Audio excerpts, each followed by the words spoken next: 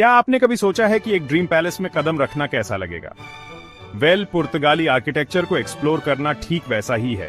Time, culture और imagination के through एक जर्नी।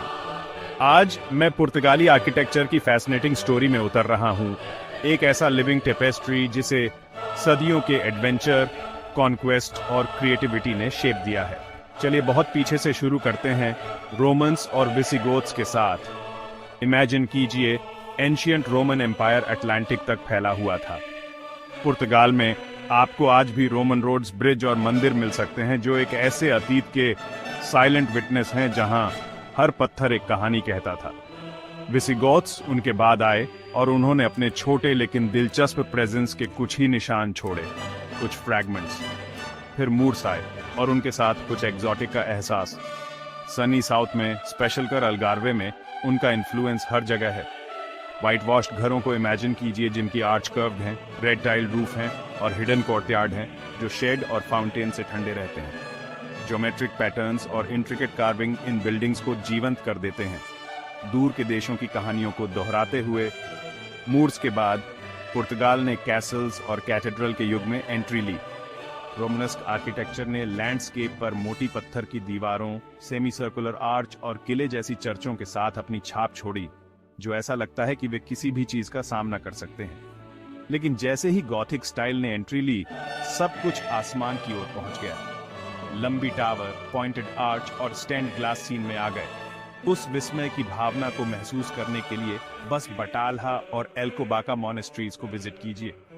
लेकिन असली पुर्तगाली मैजिक 15वीं और 16वीं शताब्दी में शुरू हुआ, मैनुएलिन स्टाइल के साथ। यह वह जगह है जहां पुर्तगाल का ड्रीम पैलेस सचमुच आकार लेने लगा। मैरीटाइम डिस्कवरीज और ग्लोबल ट्रेड से इंस्पायर्ड मैनुएलिन आर्किटेक्चर क्रिएटिविटी का एक एक्सप्लोजन है।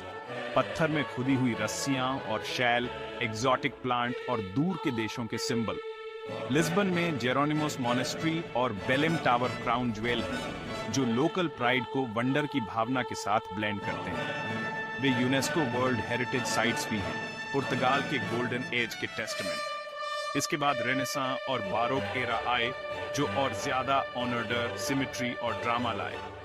बिल्डिंग्स बड़ी होती गईं, क्लासिकल प्रोपोर्शन और ऑर्नामेंट डेकोरेशन के साथ। माफ्रा नेशनल पैलेस एक जबड़ा गिराने वाला एग्जाम्पल है, विशाल, राजसी और बारोक फ्लेयर से भरपूर। लेकिन रुकिए, एक वाइटल डिटेल पुर्तगाली आर्किटेक्चर की कोई भी चर्चा अजुलेजोस का उल्लेख किए बिना पूरी नहीं होती। ये रंगीन सिरेमिक टाइलें हर जगह हैं, अंदर और बाहर, नीले, पीले और हरे रंग के हर स्प्लैश से कहानियां कहती हुई। कुछ महाकाव्य युद्ध दिखाती हैं, कुछ शांत धार्मिक दृश्य और कई सम्मोहक ज्योमेट्रिक डिजाइनों से चमचमाती हैं। अजुलेजो सिर्फ सजाते नहीं, वे वर्णन करते हैं, पुर्तगाल के इतिहास को हर दीवार में बुनते हुए। तो पुर्तगाली आर्किटेक्चर को सचमुच क्या खास बनाता है? ये ब्लेंड है, सभ्यताओं, आर्टिस्टिक मूवमेंट्स और बोल्ड आइडियाज का एक हार्मोनियस मिक्स। हर बिल्डिंग एक लिविंग हिस्ट्री बुक का एक पेज है, जो आपको करीब से देखने, गहराई से एक्सप्लोर करने और बड़े सपने देखने के लिए इनवाइट करती है। अगर आप कभी किसी स्पेसिफिक पुर्तगाली स्टाइल या किसी सांस रोक देने वाली बिल्डिंग के बारे में जानने को उत्सुक रहे हैं, तो मुझे कमेंट्स में बताएं। मुझे आपके साथ इसे एक्सप्लोर करना अच्छा लगेगा। अगर आपको यह जर्नी पसंद आई तो वीडियो को लाइक करना और दुनिया के सबसे फैसिनेटिंग हिस्ट्रीज में और गहरे गोता लगाने के लिए सब्सक्राइब करना न भूलें। अगली बार तक सपने देखते रहें और एक्सप्लोर करते रहें।